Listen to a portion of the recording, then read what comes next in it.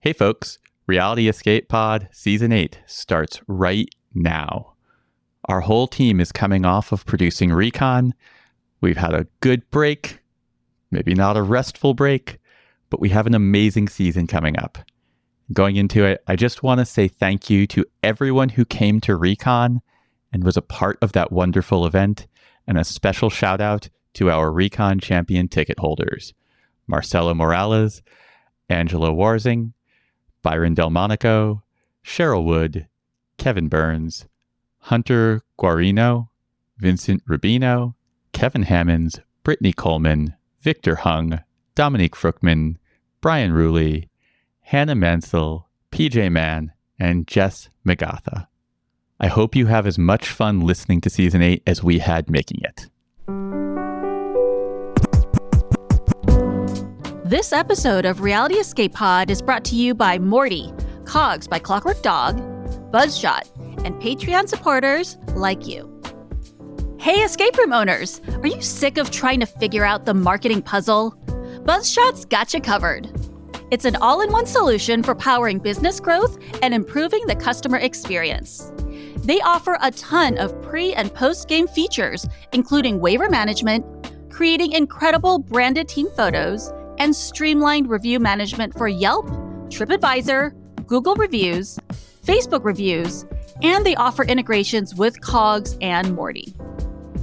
People go to escape rooms to create memories, but sometimes it's just easier to remember the game you just played when you have that incredible team photo. And the thing that I like best and what helps me remember which escape room I played is when there's an amazing graphics overlay that has the theme of the game, the name of the company, all on it. Well, Buzzshot has you covered with that. They can automate all of the graphic overlays in real time for your photos. And I love that they have real-time overlays, so you can compose the best possible photo without cutting off any of the players on the team. And one of the best parts is that they also have automations so you can send the photos to your teams either via email or SMS.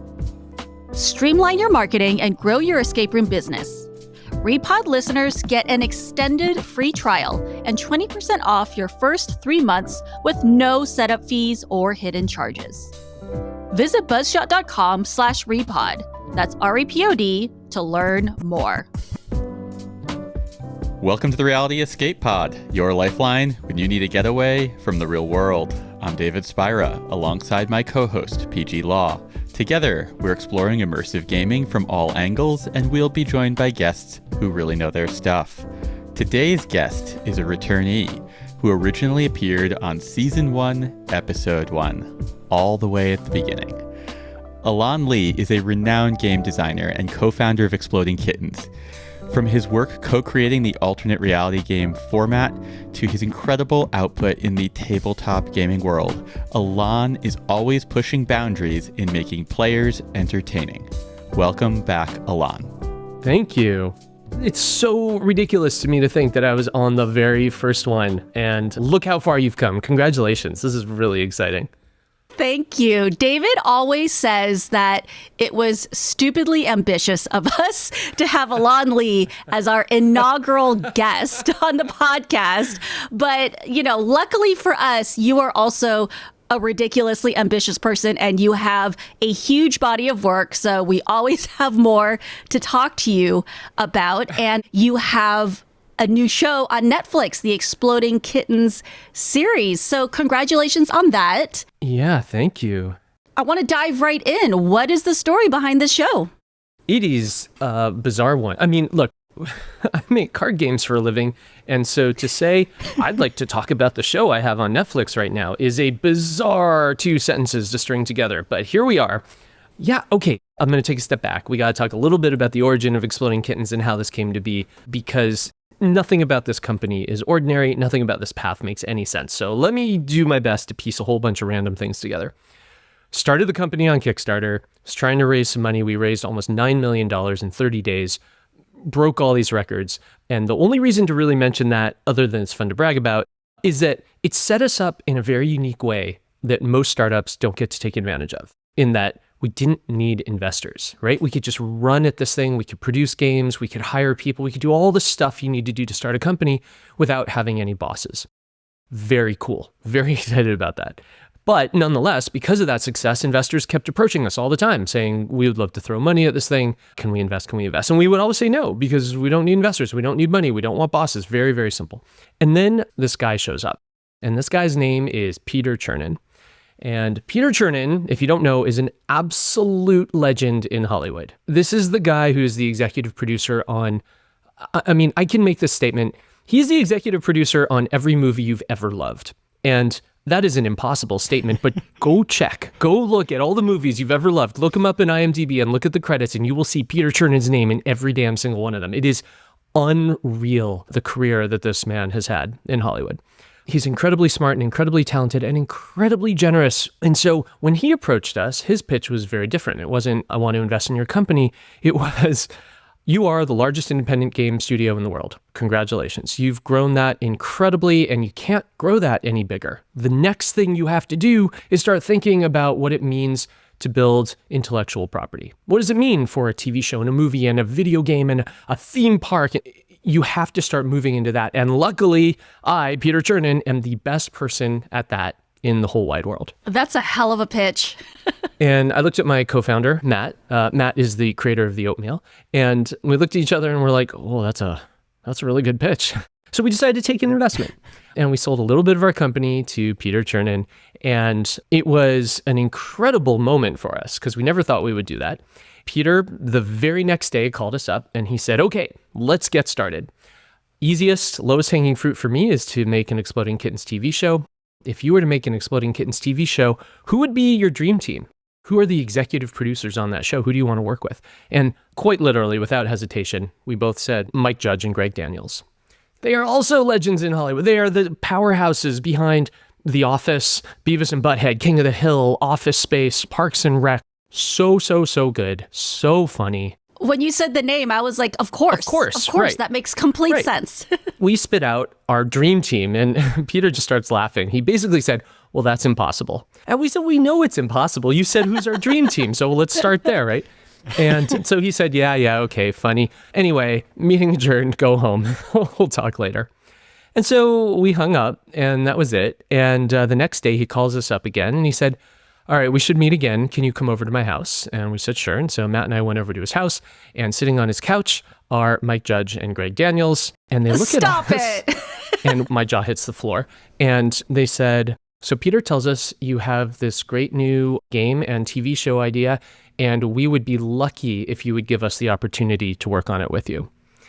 And, wow. And that's how the TV show started. Walking into that room amongst essentially royalty, and Peter just set us up for success. True to his word. Like, it's exactly what he said he was going to do. Fast forward 5 years, and we have a show on Netflix called Exploding Kittens, and it is in the top 10 in every market in the world right now. It's an impossible statement. I can't believe I get to make that statement. I have to tell you, when you come up and people are asking me about you or talking about your games, I describe you as the person I want to be when I grow up. You have the weirdest life and the weirdest life story of anyone that I have ever spoken to. It's so incredibly cool, the wildly strange path that you have walked. Yeah. Someone was asking me about that earlier today. We had some friends over, and he asked me how I met Matt Inman, the creator of the oatmeal. And I just told him this quick story that I just take for granted. I will tell you in a second, I promise. This isn't teasing anything. But he had the same reaction, and it never quite occurs to me that, wait a second, everybody doesn't do this stuff? Don't you just go out and you have adventures and things happen to you and then more things happen to you? Here's the story that triggered it this morning. It was, well, how did you meet Matthew Inman? We met through a mutual friend. The mutual friend, his name is Matt Harding, and Matt Harding has this very interesting form of celebrity. He was famous on the internet before anybody else was famous on the internet. He was famous on the internet for this thing called Where the Hell is Matt? He would do this hokey little dance in front of famous landmarks all over the world. He was like the most viewed video ever of his time. The dancing guy. Dancing Matt. I totally remember Right. that. Yes. So I was this huge fan of Dancing Matt. I thought it was the coolest thing ever. I thought he was just bringing joy to the world. And I heard he was doing an event in Seattle. And so I went out to meet him. And I ran up to him and I said, I'm Elan, I'm your biggest fan. And he's like, you don't need to introduce yourself. I know exactly who you are. I know your work. I'm a fan of yours as well. And we started hanging out. And for the next 2 years, I traveled around with him as his cameraman, filming him do this crazy, silly dance thing all over the world. So the follow-up question was, well, how many countries have you been to? And the answer is like, all of them, of course, like only 2 hours in each one. And that elicited that response. What is your life? And I don't know how this stuff happens other than to say, like, I love the notion that if you are willing to say yes to everything, then you get rewarded for that attitude. I mean, that has largely been the philosophy that Lisa and I have had through life, which is just when an interesting opportunity shows up, you just say yes, you make it work. And to be fair, we have had a lot of crazy serendipity happen. I suspect that the way that I look at your experiences is the way that a lot of people have looked at mine. But there is an extreme amount of Forrest Gump in your life that is very impressive. I haven't heard that one before. That's well said. All right, I'll take it. But I also do have to ask you, when I was researching and asking around and maybe talking to some of your friends, I was told to ask you about your high score for traveling the world. Is this the same story here? It's actually a different story. Oh, that one's a good one too. Wow. Okay.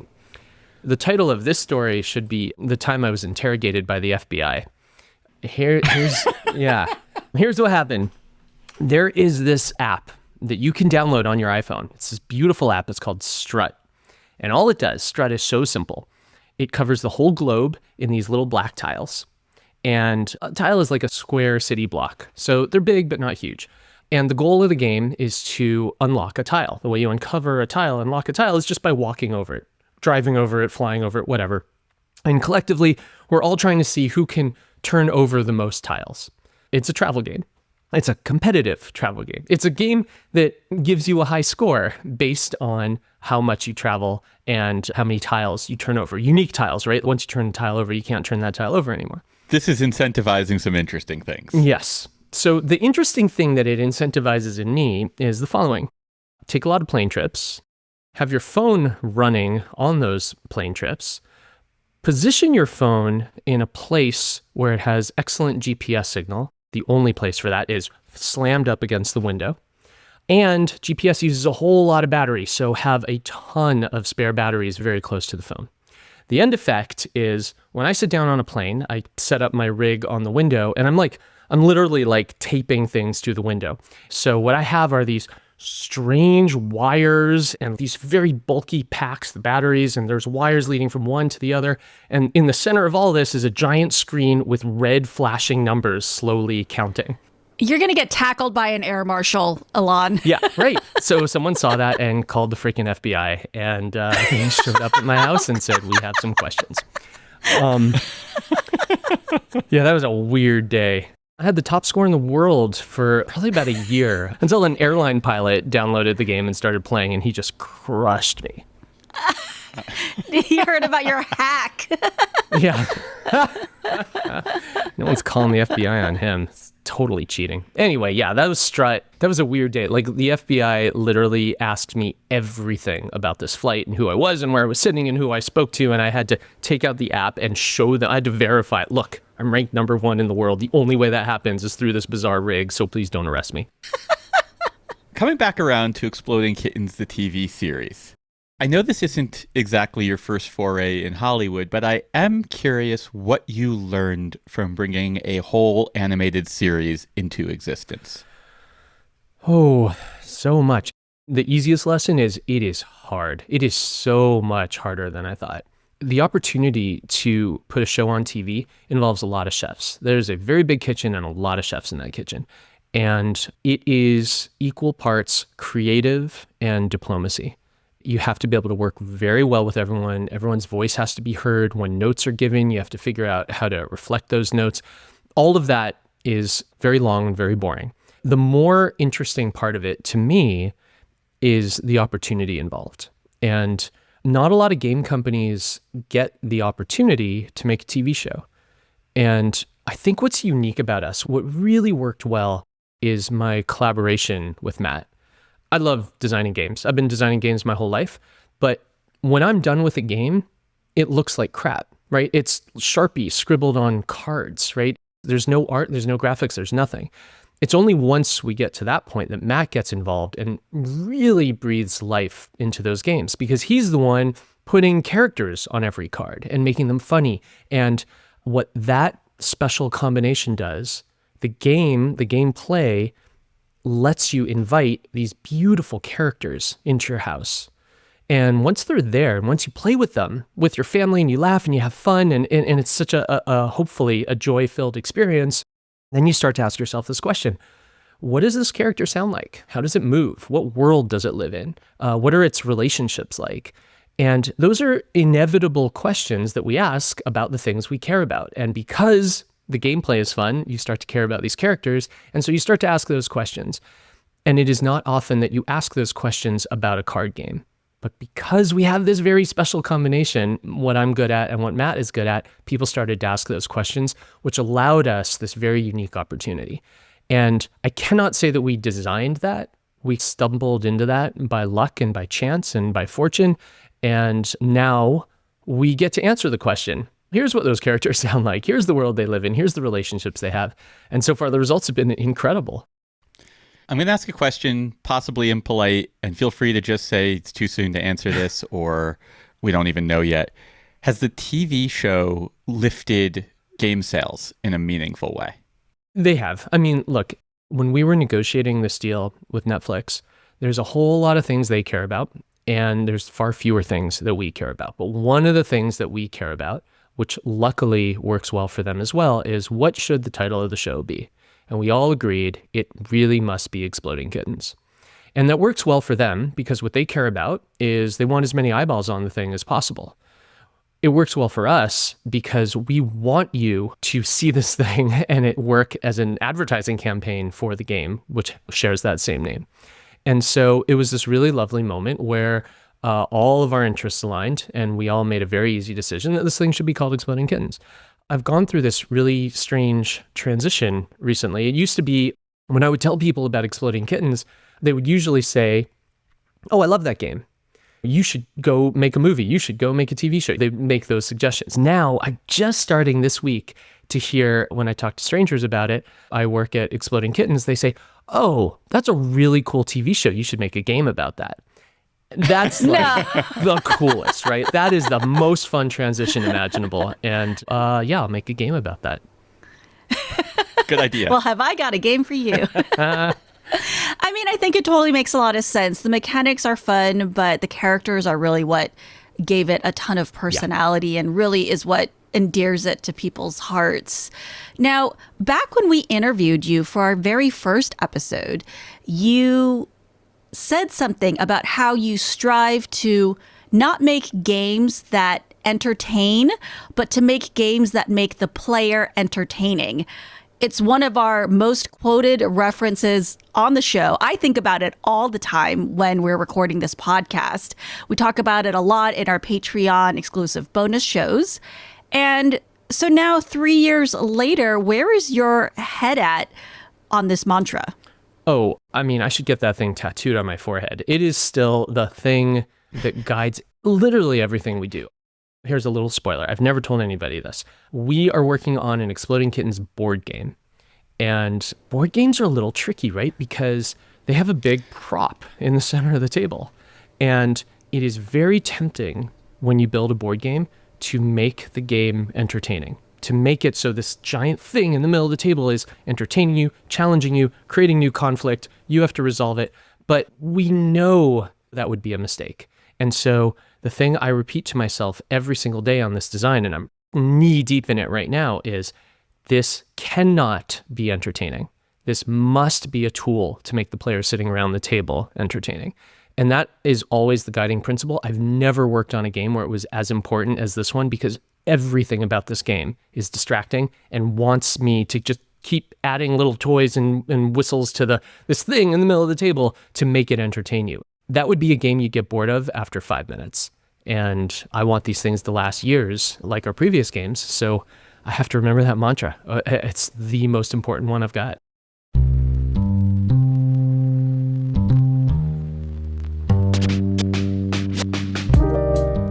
We're taking a moment to thank our sponsor, Morty. Morty is a free app for discovering, booking, tracking, and reviewing escape rooms, haunts, and other immersive social outings. Morty is available for all to use on its fantastic website experience, iPhone and Android apps. I believe in Morty so much that I have a stake in it as an advisor. David, I just realized that I can book games through Morty now. I know, and the booking platform that they have built into Morty is super fast and super easy to use. I love it. Yes, so recently I was looking to book an escape room, and this is my process. I go into Morty, I click on the filter of games that I have not yet played, and so it only shows me games that I haven't done yet. I went to one, I clicked it, I found a time slot that worked for when I wanted to play, and I clicked on Instant Book, and because all of my details are already in the Morty app, that's all I had to do. I didn't have to do any other work. It was so fast and easy. And honestly, if it's available to book on Morty, I'm booking it through there. It was so convenient. I never book anything because I have Lisa and she is amazing. But for everyone else who doesn't have Lisa, Morty's really great. Check out Morty now for instant bookings and book your escape rooms with a lot less effort. You can learn more at morty.app/repod. That's REPOD to sign up and get a special badge for our listeners. Link and details in the show notes. There are a couple of things that I have noticed about Exploding Kittens games that I've been wanting to ask you about. You have a tendency to produce games with unique, high-quality components. Since we last spoke, we've had the opportunity to interview and speak with a lot of folks who mass-produced games. One of the things that jumped out at me is the extreme difficulty, time delays, and costs that frequently come with unique components. How do you navigate that complexity? Wow, what an interesting one. There have been two phases to our company. Phase number one was we released things on Kickstarter. And we learned this lesson very early, which was if we're going to make promises on Kickstarter, you better have all the parts of the path towards success figured out before you make those promises. And that is what made it so that we shipped Exploding Kittens and the 2-3 other Kickstarter campaigns since then exactly on time, exactly for the price point, and they were profitable. Everything in those games was solved in advance, even if we present it as, hey, we're figuring this out as we go. We always have a backup plan. We are always willing to tinker, but we always have a backup plan to know exactly how we're going to ship that thing so that there are no surprises. That was phase one. We don't do Kickstarter campaigns anymore, frankly, because they're a little bit smaller in scale than what we need to support our company now, which has grown to like 100 full-time employees. So instead now we sell to retail, the Amazons and Targets and Walmarts of the world. And a year before they put your game on the shelves, you have what's called a line review, where you present your whole line of toys and games, and they decide what they want to buy. We have heard that most companies walk into those line reviews with very early ideas, and they're hoping to garnish interest, to inspire interest and get a sale early, and then they'll go and figure out how to make that thing. We deploy the same strategy we used to deploy on Kickstarter now to those line reviews. We walk into those meetings not with a game that's a few months old or a rough idea. We walk in there with ideas that have been developed for years, so that by the time we walk in there, if we are presenting some crazy, elaborate, fancy gizmo inside the game, something that nobody's ever seen before, a 3-foot tall inflatable burrito that you're going to throw at other players as you play the game, we have already done the testing on that thing. We already know that it doesn't hurt when you get hit. We already know how it ships. We already know what to do if there's a hole in it and how to patch it. We already know how it's going to fold down in the box. We already know how it's going to expand. We have been testing that thing for literally years, so that if we get lucky enough that they say, I want that game, I want to purchase it, we don't have to then go solve those problems, potentially run into delays, potentially disappoint them, potentially ruin those relationships. We can say, cool, you want this game? It's going to be on your doorstep exactly when you expect it. Love it. That's the long answer. The short answer is it's a crap ton of work. Yeah, that makes sense. I mean, it's all homework. Absolutely. Yeah. Last year, you came on our second Montreal Escape Immerse Explore tour, which was an honor to have you on that tour. Oh, that was like, I still talk about that experience. That was so much fun. I'm so glad. I watched you run beta tests of a new game in the Escaparium lobby, and I was pleasantly surprised by the simplicity of your approach to testing. What's your beta testing method, and what are you looking for when beta testing? Yeah. Okay, so I used to have a terrible answer to this question. I used to approach testing exactly like all the giant companies do. You have a game idea, you put it in front of a bunch of people, they play the game, you give them a questionnaire. How many players were there? What was the best moment of the game? What was the worst moment of the game? What did you like? What didn't you like? How many turns did you take? If you could change one thing about this game, what would... on and on and on and on. And you generate reams of paper, and someone's got to go through it, and who knows what's valid and who knows what's not. And I used to do that exact same thing, and it's miserable and useless. Now what I do, I think we have currently, 6 of the top 10 selling games in the world. And they all went through this new testing process, which is not that old, crazy, insane version. This new testing process is very, very simple. We develop a game that we internally think is fun. Now we need to answer the question, is this actually fun? The longest questionnaire in the world is not going to solve that problem for you. It's not going to answer that question. Instead, what we do is we take a small group of people who like each other, who like playing games together. We sit them down at a table, we show them the game, they play the game, and when they're done, we ask them a single question. Do you want to play again? We will ship a game when we get 100% yes to that question, and not a moment before. And that's it. That's our entire testing. What did you find was useless about the previous type of beta testing? You have to be really goal-oriented with these things. All of those questions we're really trying to answer, is this fun?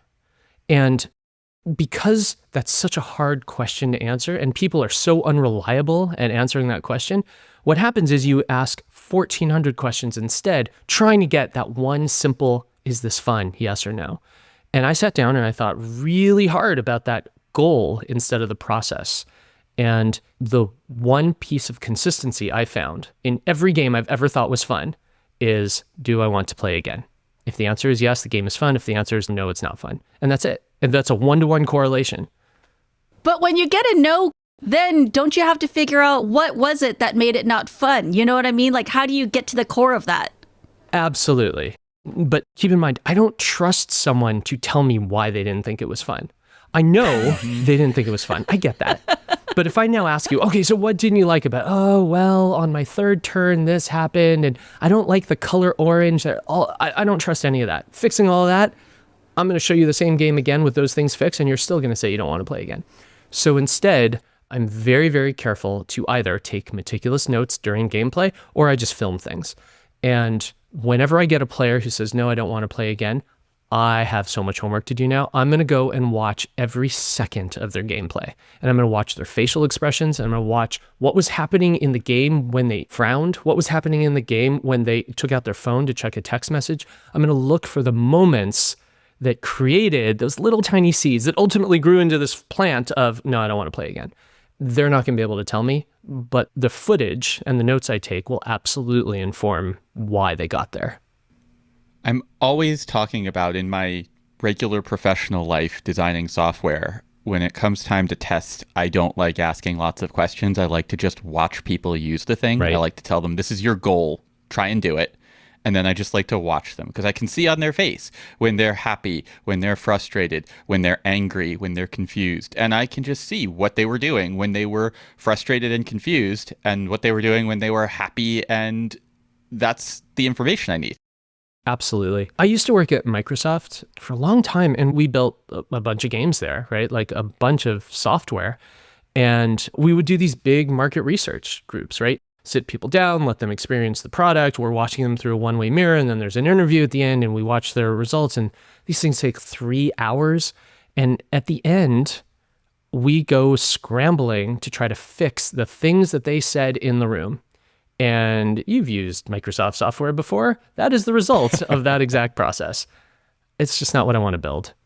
The problem is that what ends up happening in a lot of organizations when you start asking all of these questions is that everyone who is involved in the design process has an opinion about what this should be, and they all start looking through the paperwork for their own cudgels to beat each other with. Absolutely right. There is one other huge problem with testing. And the reason that I don't trust people to explain their own results is when you fill a room with people, everybody just wants to be impressive, right? They want to say stuff that's important. They want to be useful. They want to feel like they've made the product better. They want to feel like they've proved that they're worthy of being in that room. And the stuff that results is just, it's so skewed by that, look at me, look at me, look at me. It's useless. I'd rather actually look at them than listen to the words surrounding the look at me concept. I agree with you.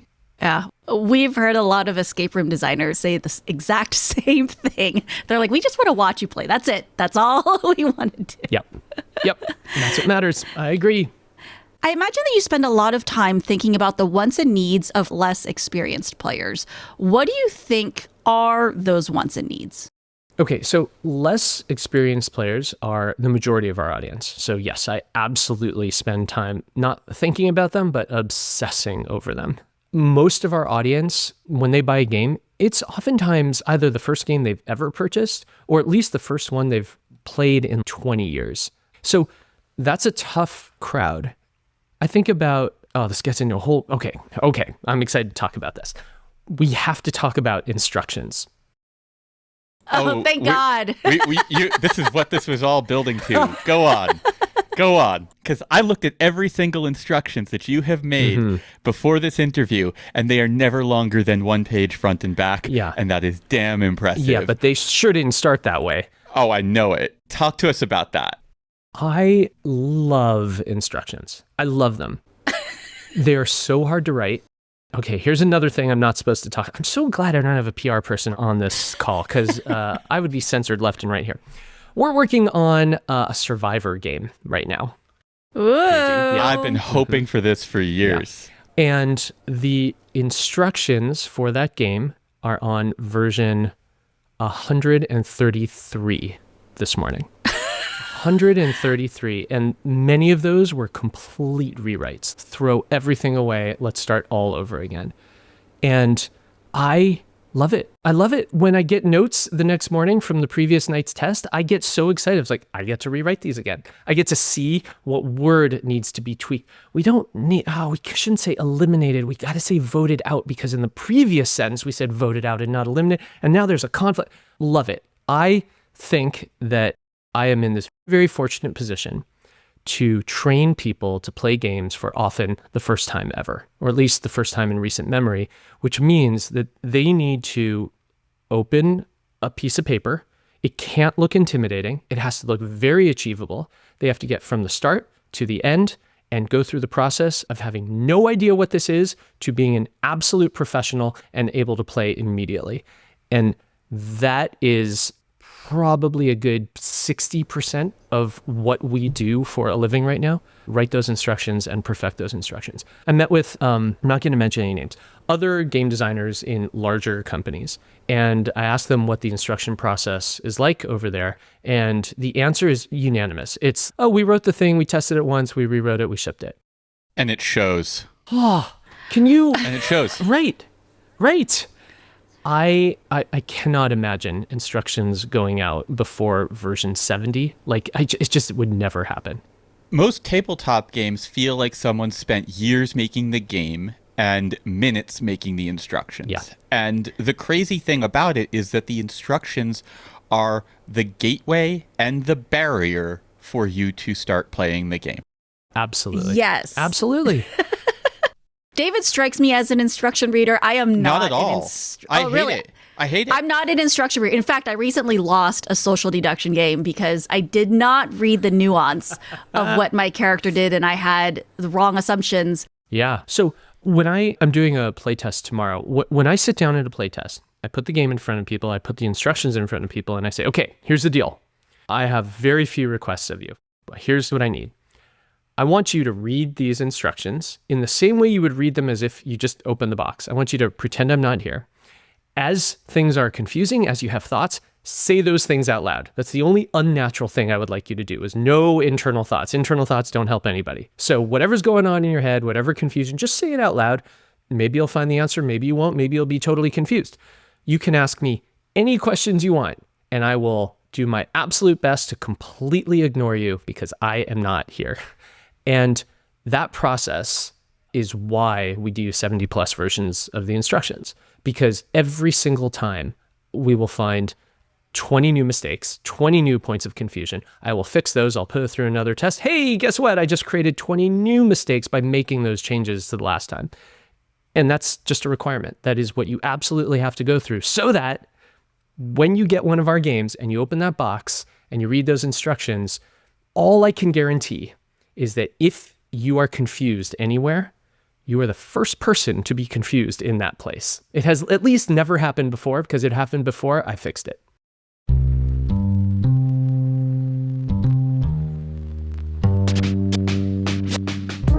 Do you want to integrate tech into your game but don't really know where to start?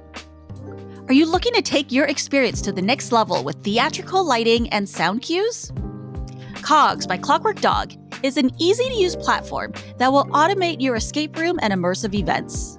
Their plug-and-play hardware works seamlessly with their software, so you can create a game with high-tech puzzles that will reliably trigger, complete with sound and lighting effects. Whether you're an absolute beginner or a seasoned pro, Cogs has a solution for you. David, I recently had a chance to play around with the Cogs software and hardware at Recon, and it was so easy to use that I took home their starter kit and started playing around with it myself, and I actually designed my own puzzle that works. It was amazing. I saw you doing it on the show floor, and I was so proud of you.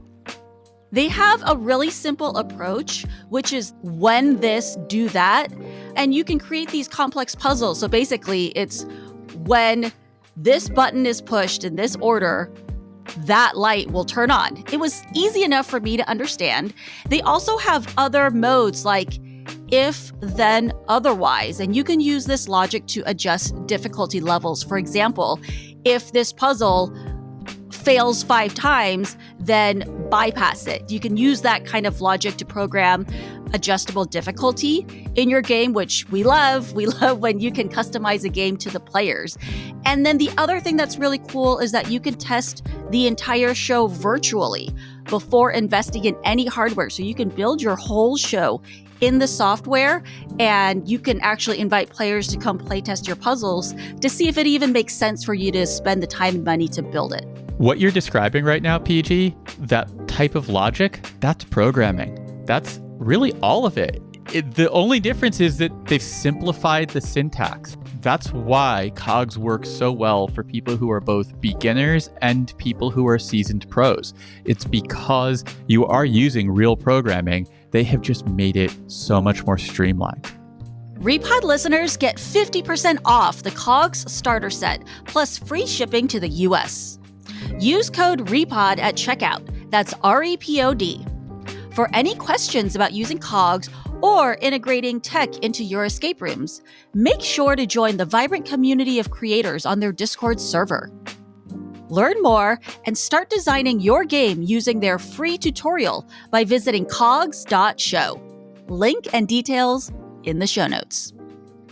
Now, you've recently released quite a few kid-focused games. Can you tell us a little bit about that? Oh, it was so fun.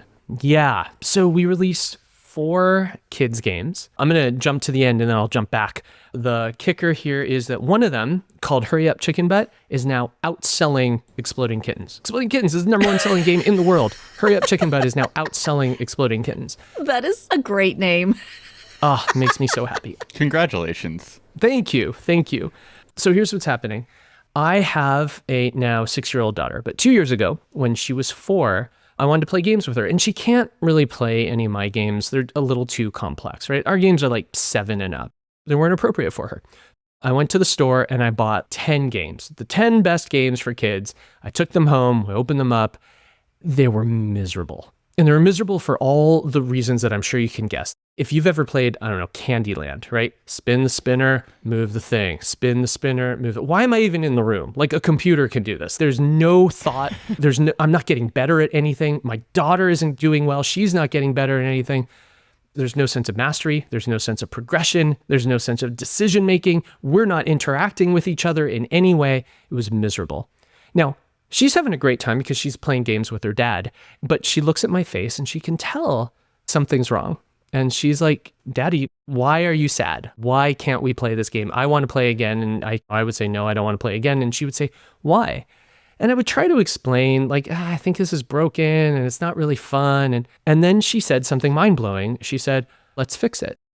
And I can't believe that didn't occur to me before she said it. But as soon as she said it, it was like, wait a second.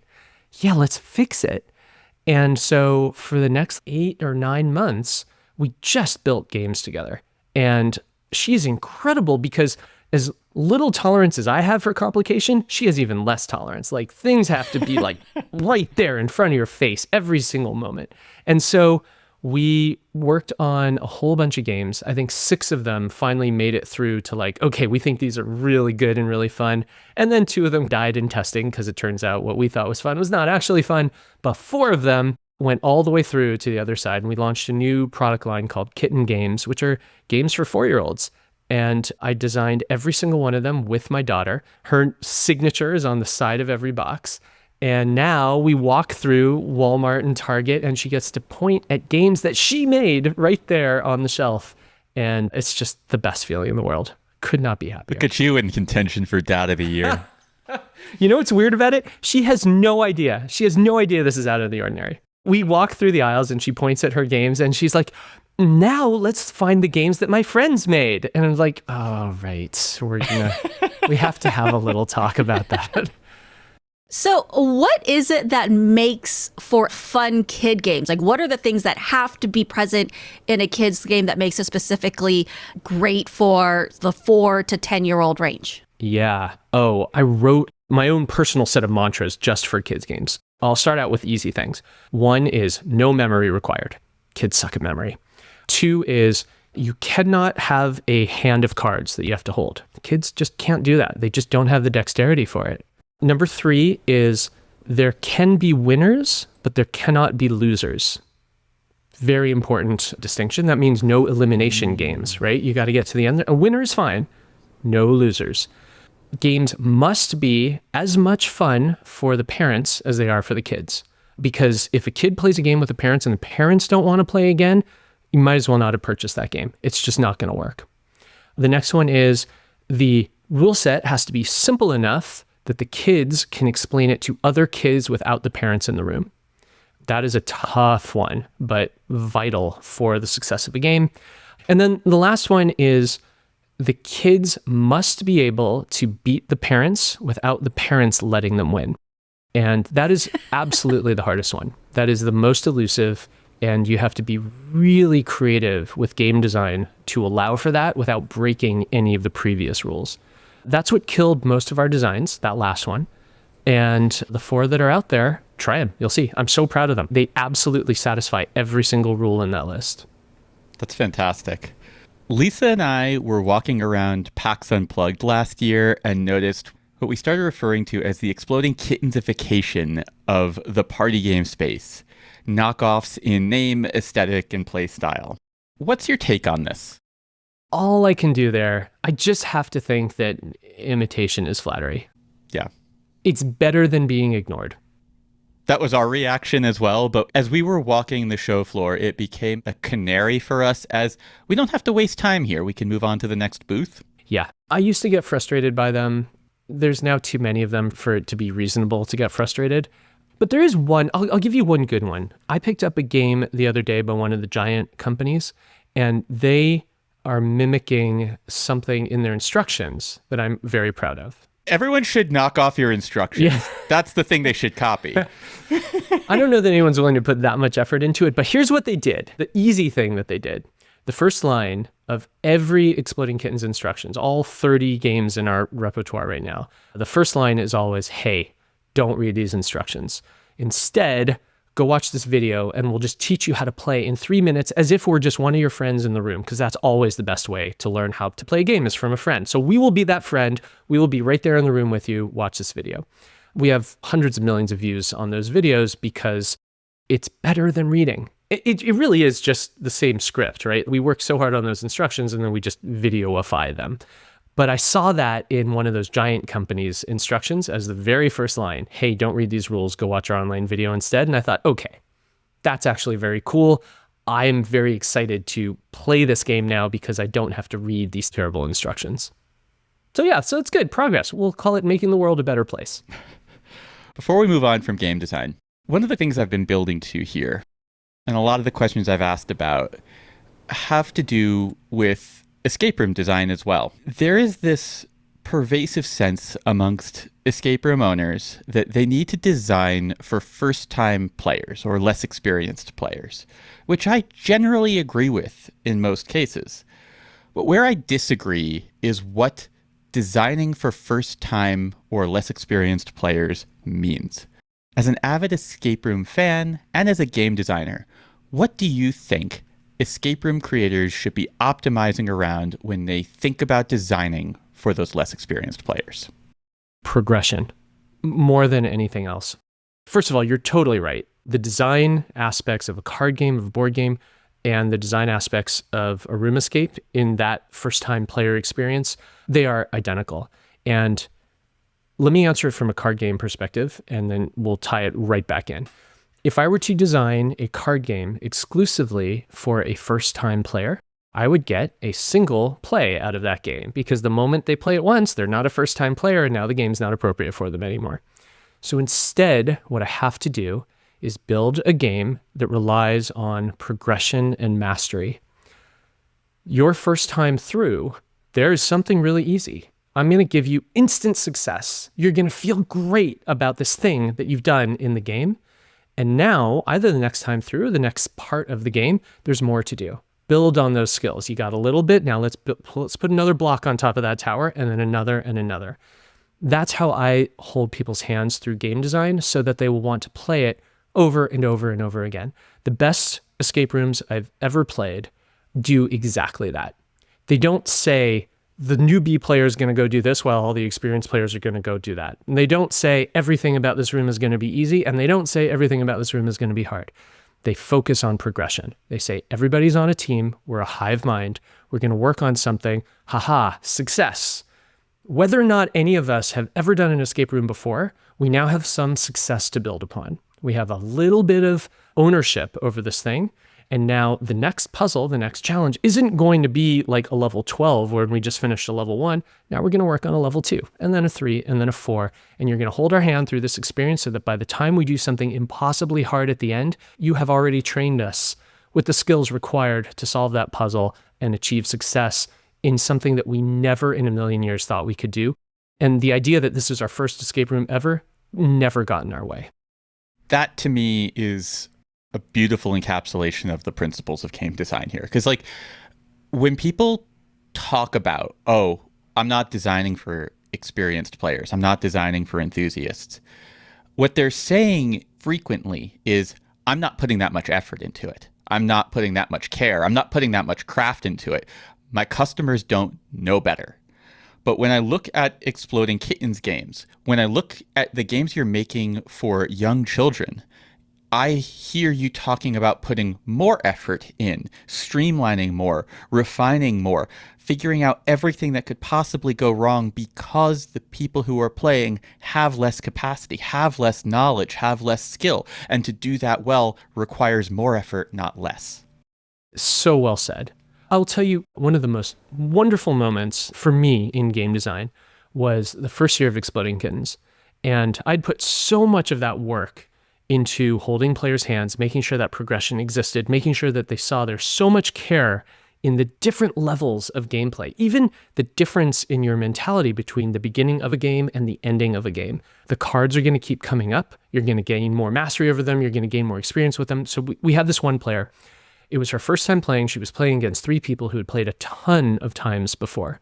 And she was starting out, she was playing games, she was playing with some of the cards, she was learning some of the experiences, and someone got eliminated. 2 players attacked each other and one got knocked out. Now she's, okay, so now instead of 1 of 5, she's 1 of 4. And then she was 1 of 3. And then she was 1 of 2. And now she's really gaining the skill, but everyone still looks at her as the newbie, right? Like she's not as good as us. And so when she got to the final 2, it was pretty shocking, but there's no chance she's going to win. And she's playing against this guy, and she had just a few cards left. And there's one card left in the draw pile. It's definitely an Exploding Kitten. Whoever is forced to draw that card is going to lose the game. Use all the cards you can to avoid drawing that card, because if you draw it, you're out and the other person wins. And she plays with a lot of fanfare. She's got 2 cards left. And she says, I'll bet you didn't see this coming. And she plays an attack. And he looks at his cards and he frowns for a second. And so he says, bet you didn't see this coming either. And he throws down another attack on top of that. And now it's her turn again instead. And she's only got 1 card left and she's looking devastated because she's about to lose. And then she literally jumps up on the table and says, bet you didn't think I had 2, bitch, and drops her second attack and wins the game.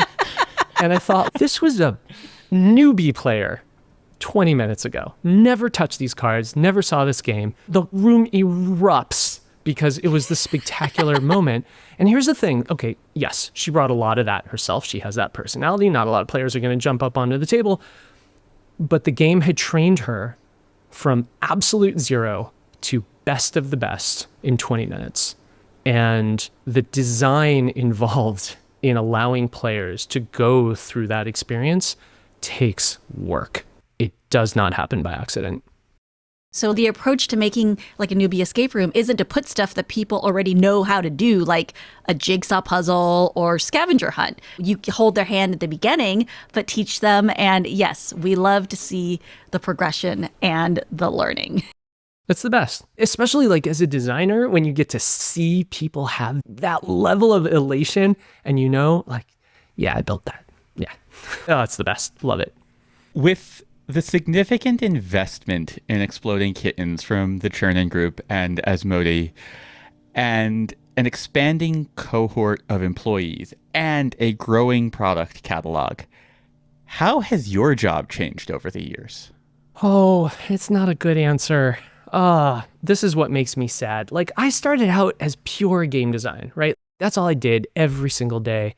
And I decided to hold the role of CEO in this company, which as you grow, and now there's a board of directors and there's international sales and there's codes of conduct. And like, as all this stuff builds up, as it has to for a company to grow, I now spend, unfortunately, most of my time being a manager. And I love learning that skill. I really do. I think it's a really important skill. But I also think that for the last few years, I've been doing more of that than I have design, and that hurts my soul. So I'm working on ways to fix that because I don't think that's what I'm best at. It's something I want to be good at, and now I think I'm good at it. I'm being very careful to avoid saying I'm great at it because I'm not, but I think I've now become good at it, and now it's probably time to rethink what my day-to-day looks like. The answer is it's gotten worse, and now I have to make it better. Yeah, it makes a lot of sense. On that note, when you were first on, there was a thing that you had said that I really thought I knew what it meant then. And 3 years later, I have been thinking about it a lot more. This is so intriguing. I can't wait to hear what I said. I hope it's good. All right, let's hear it. It's good. You were talking about the advice that you were given by your mentor at Microsoft about other people's work is just other people's work. And learning how to let go, learning how to manage, learning how to be a manager. And at the time, we were about a year into kind of an expansion of the Room Escape Artist team, and I had been learning how to let go of things. And over the 3 years since we spoke, I have had to learn about when you let go of too much and the ramifications of that. And when you allow things to lose the identity that you want them to have, and how to go and rein that in. I have learned so much more, and I keep thinking about that. And I keep thinking about how to continue to iterate on the organization that we have and ourselves as people and creators, and how we can continue to grow and make the kinds of things we want and empower people to do the things they are good at and grow their skills, but also not lose the identity of what matters in this work. And while we cite the concept of don't make the game entertaining, make the player entertaining, this concept of other people's work is the one that I just keep thinking about. Yeah, it's so hard. It's so hard. So you're referring to my mentor, Jordan Weissman, who I was having really significant problems with some of my coworkers, and I just wanted to do everything myself because when I delegated, I got punished and the product suffered. And that explanation, other people's work is not worse. It's just different. It's just other people's work. And I'm glad you keep thinking about it because I certainly do. I think about it every day. You will not survive without delegation. In order to grow something, you need teamwork and you have to build that team and you have to trust that team. And that's not to say they're not bad members of that team. And sometimes you have to make adjustments accordingly. But it is important to say that success is possible. It is possible to have a good team. It is possible for other people to do good work. It is possible for those other people to do better work than you could have. You just have to be willing to acknowledge that. And when you start to think about how do you maintain the integrity? If other people are doing this other work and you're worried that it's not up to the same quality bar as you, that's when you have to have a very difficult conversation with yourself. Because either what you are protecting is worth protecting and the quality bar has to be raised and you have to make that adjustment, or you are not correct about what quality is. And you have to be willing to go down either of those paths with equal enthusiasm. In the last few years, that's what I've really learned to grapple with and come to terms with. I really like the way my brain works. I really like the ideas I come up with. And often, tough word for me to say, they're not the best ideas. Other people's ideas are better. And I have to be willing to say, let's embrace that. Let's enthusiastically explore those other people's ideas and throw mine away, because that's what it means to be a good leader. And if you want to grow your company, being a good leader is the most important thing you could do. I wholeheartedly agree. And what you're talking about now is something, again, that like last time, I'm relating to both of these different paths and kind of the ramifications of all of them so personally. I'm so glad that you were the first guest we had and that story came out when it did, because I think in a lot of ways that set me up to be more reflective about some of the ideas that, say, PG would have. I knew this was about me, David. I just knew it. To be honest, it's less about you than it is about the entire organization. But in so many ways, a lot of the early ways that REPOD and the bonus show and the Spoilers Club came to be was me trying to have a little bit more of a, well, you want to try this? Cool. Let's give it a shot. Let's see what happens. I think that the bonus show is a bad idea. I think the Spoilers Club is a bad idea. Turns out I was wrong about both. And that's a big statement. Let's hold on. It is important in this process that you get to take a moment and not focus on I was wrong about that, but on the fact that you are willing to acknowledge that you were wrong. You deserve a pat on the back for that. That's a hard statement to make. Yeah, I appreciate it.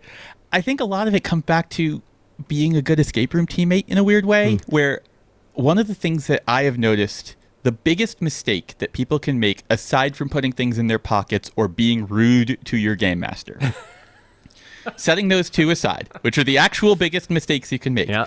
The next biggest mistake is when a teammate says, I think we should try this. And their idea is absolutely stupid. And you go and tell them that is a stupid idea. Because the thing is, in an escape room, the longest it's going to take for them to try and fail is a minute or two. Yeah. So the answer is just try it. To David's credit, he has actually never voiced any of this out loud to me. He is very supportive usually.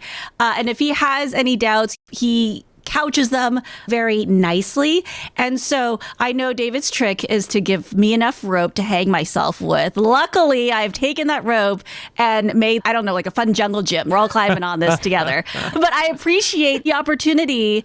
And now, like, David lets me try a bunch of weird stuff, like crazy stuff that I do with social media TikToks, having video now, and we're making like clips for social media. Yeah. That's all kind of new. That took a long time to talk him into, let me tell you. Yeah, but here you are. And one of those crazy, weird jungle gym ideas might be spectacular. And that partnership is awesome. It's so important. And I love that you two have found that. It's fun. And the truth is, when we first interviewed you, we barely knew each other. We certainly did not know how to work together. Yeah. Yeah. Oh, it's awesome. What a fun path. Yeah, it's been a good time. So since we last interviewed you in March 2022, The Beast received a Legacy Peabody Award for interactive journalism. What was that like for you? That's another one of those. There must be some mistake. Somebody's giving me a Peabody Award. What is happening? The Beast won a Peabody Award. It's sitting on my shelf next to the Primetime Emmy that I have, which also makes no sense. It's just the weirdest thing. We build these products, and all it is, everything I've ever built is just storytelling, because that's what I'm obsessed with, and that's what I tend to find new and innovative ways to do. And sometimes 25 years later, somebody looks at a piece and says, hey, this was a little bit smarter than anything else of its time. Let's acknowledge that. And that's what happened with the Peabody. That's amazing. One can only dream. It's so bizarre. It's so bizarre. I have it up on my shelf just now as a conversation piece because nobody believes it's real and nobody understands why I have it. You have a deep love of the VR game Walkabout Mini Golf. Help me understand the magic of it as a social gathering place. Oh my goodness, I love this so much. Okay, so VR, let's talk about what VR Walkabout Mini Golf is. It's made by Mighty Coconut. I only play it on the Meta Quest. I'm sure it's on other platforms as well. It's so wonderful. Me and my small group of friends found this during COVID, and David has played it with us on occasion as well. And not as often as I'd like. You're welcome anytime, but here's the deal. During COVID, we were all very isolated, and me and my group of friends were constantly looking for things that we could do together, more so than just jump on a Zoom call or whatever. We wanted to do stuff. And we found this mini golf thing, and it was really easy and it was really beautiful. And those two things provided an atmosphere for us. So when we take a step back here, this whole game is you're literally playing miniature golf in a VR environment with your friends. You've all got your golf clubs, you're swinging around, but instead of just regular mini golf where there's a windmill where you have to hit through the, I don't know, what are they called, arms of the windmill, you're playing in outer space, you're playing under the ocean, you're playing in a world where gravity has been reversed and everything falls up instead of down. It's fantastical, beautiful, incredible worlds that just delight you every single time you try to hit the ball. Couple on top of that, the idea that there's free chat. Now suddenly, me and my group of friends had this incredible world where we could hang out very casually, have conversations. How was your day? What did you do today? And in the meantime, every 20 seconds, someone would say, oh my God, because this incredible thing happened when they were trying to hit their ball into the hole. So that's the beauty of VR mini golf. Since then, I invite everyone to play with me. I just love bringing people into this world. I've done interviews in VR mini golf. I reached out to the team and they let me design a scavenger hunt in one of their courses themed for Exploding Kittens. They even let me design a golf club that now, if you solve the scavenger hunt, you can get the Exploding Kittens golf club in VR mini golf.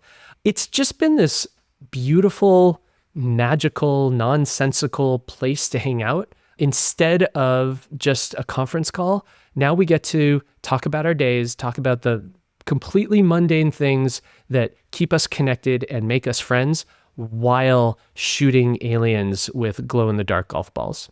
I'm down to take our next meeting in VR golf, David. My Quest 2 is so bad, it just doesn't want to run, which is why I have not been able to play. You are truly welcome anytime. We played last night. I think we're playing again tonight. It's such a beautiful way to connect with people. I'll tell you what, for your listeners, here's what you do. I am in no way affiliated with this product. So this is just me speaking out of passion. Next time you want to catch up with a friend, and unfortunately, you both have to have VR headsets. But if you follow that criteria, want to catch up, have the right hardware, go try it in VR mini golf. Walkabout Mini Golf by Mighty Coconut. I guarantee you will thank me for this. It is quite great. Sponsor us. So, Elan, Exploding Kittens has just announced a few new games. Are there any you'd like to call out that you feel would particularly appeal to our audience? Yes, I am nodding vigorously right now. Oh my goodness. Okay, here we go. This game was like 4 years in the making. You want to talk about extensive testing? Holy crap, have I got a game for you. We wanted to make a game that was half card game, half sword fighting. That's a tough mix. I was not expecting that second phrase to come Nobody out of your expects mouth. that. Okay, we have this game that's half card game and half sword fighting, and we put on our most creative thinking hats to come up with a theme and a name, and we came up with, let's hit each other with fake swords. This is the epitome of Exploding Kittens thought process right here. So what this is, I'm so proud of this game. This took so much testing. Here's how the game works. Everybody gets a fake, squishy, adorable foam sword. Oh my God, it is so cute. Right? It is adorable. I know. It has a little cute face on the hilt. Oh, who would object to getting hit by this thing? So there's these cards, and all you're trying to do in this game is get sets of cards. You get 3 of the same color, you get a point. First one to get 3 points wins. So simple, right? But what you do is you put these cards in the middle of the table, and if anybody wants a card, they just point at it. And if you're the only one pointing at a card, you collect it. And again, you're just trying to collect 3 of the same color. But if you are pointing at the same card as another player, you have to sword fight for it. And the rules of the sword fight are on the card you're fighting over. So the rules might say, okay, sword fight, but you both have to be hopping on one leg. Or before you hit somebody, you gotta throw the sword up in the air and catch it. Or you have to compliment somebody with a new unique compliment for every hit you take. And here's the thing, those cards that you're fighting over might be in a stack. So you might have to do 3 or 4 or 6 of these things all in the same fight as you try to fight for these cards and collect sets faster than the other players. That's the whole game. The rules add up. They all add up. You gotta hop on one leg and be like, I like your hair! Exactly Your shirt right. is so cool! You're a natural. You should play this game while trying to sword fight. It's the most hilarious game we've ever made. It is so beautiful. And the reason I'm so excited, we do all this testing, right? We constantly tape people playing the games or ask them to tape themselves because they're playing at their houses. The tapes for this game are unlike anything I have ever seen. They are the most extraordinary, beautiful, joy-filled things you will ever see in your life. I'm not allowed to share any of them, of course, but I've never seen anything like this. This game is already out. It was just released, and you've just never played a game like this before. This game is a dopamine engine. You just cannot stop smiling when you play this thing. I know I'm gushing, but holy crap, is this a good game. It's so beautiful. I cannot wait to play the latest installment of Exploding Kittens crosses gameplay with light, plushy violence. Well said. Yeah. How do you determine the winner of the sword fight? Oh, yeah. So all the other players do that, right? You have to get hit anywhere lower than your chin, higher than your belt, between your 2 arms. So chest and back. And yeah, all the other players are the judge. If you get hit, everyone goes berserk. And it is very obvious that there's a winner. Okay, I like that. I was like, is it style points or like... It turns out hitting someone with a fake sword is actually very easy. And that's not the hard part. It's following all the rules. That's the hard part. It's remembering that you have to keep the sword on your forehead like a unicorn the whole time. And if it ever comes off, you automatically lose, right? Those are the fun parts about the game. And that's what the judges are actually doing, is making sure that unicorn horn stays bolted to your forehead.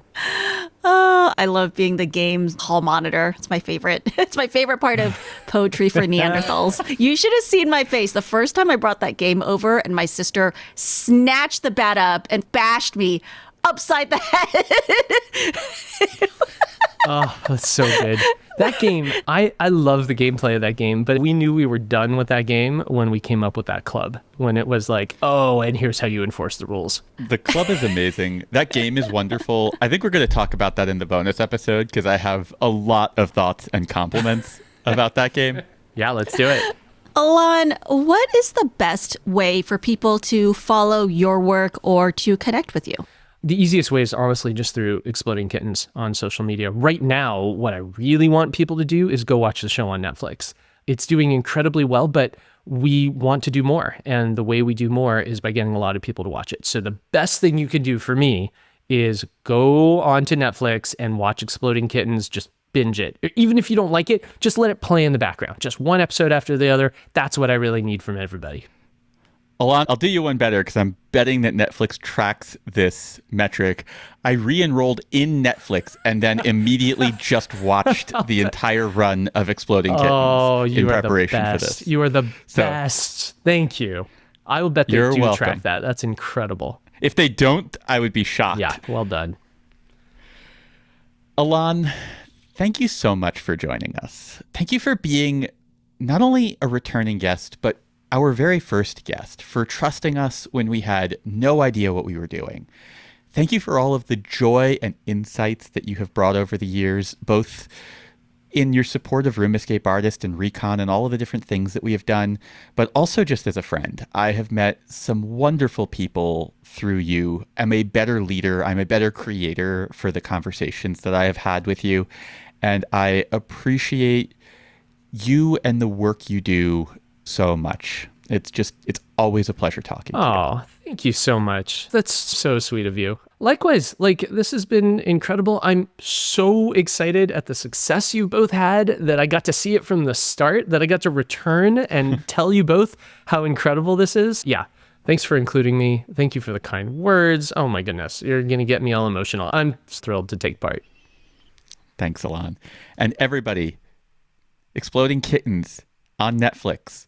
Watch it. It's really funny. I had no idea what to expect, and I had a good time along the way. Thank you. This episode of Reality Escape Pod is produced by Teresa Piazza, with support by Lisa Spira and Amanda Harris. We're edited by Steve Ewing of Stand Inside Media, music by Ryan Elder, logo by Janine Pracht, and all of this is brought to you by RoomEscapeArtist.com, your home for well-researched, rational, and reasonably humorous escape room and immersive gaming content and events. Reality Escape Pod is mainly supported by Patreon backers. Creating these episodes takes a lot of time, care, and money. We're invested in creating a robust community of creators and enthusiasts, and we need your help. A lot of big content creators, they reach a point where their Patreon is so big that they don't know who is joining. I promise you, we are aware every single time someone backs us. We know who our long-term backers are. We send out handwritten letters, wax sealed by hand, to every single person who backs us on Patreon. We, as a team, celebrate every single person who joins because it means so much to us. The ongoing support that we get from our patrons is everything. It is so hard building a media business in this era, and we are only able to do it because of the continued support of so many wonderful people. And if you have not yet joined, I hope that you can consider it if it's something that you can afford. And for everybody who is supporting, we do provide a lot of extra content that we put a lot of love into. Every single episode has a bonus after show.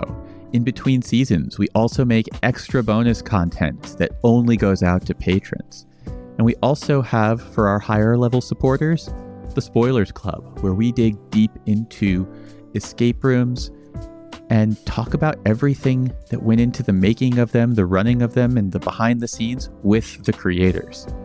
Both shows are a labor of love, just like the one that you just listened to. To learn more, visit patreon.com/roomescapeartist. Link and details in the show notes. And thank you to our latest Patreon supporters, Jess Noon and Jem Chen. I would also like to thank our highest level Patreon supporters, Karen, Byron Delmonico, Mark from Keystone Escape Games, Paula Swan, Rex Miller, Chris Laughlin, Panic Room, Pat at Olivier Escape, Escaparium, Breakout Games, and Derek Tam.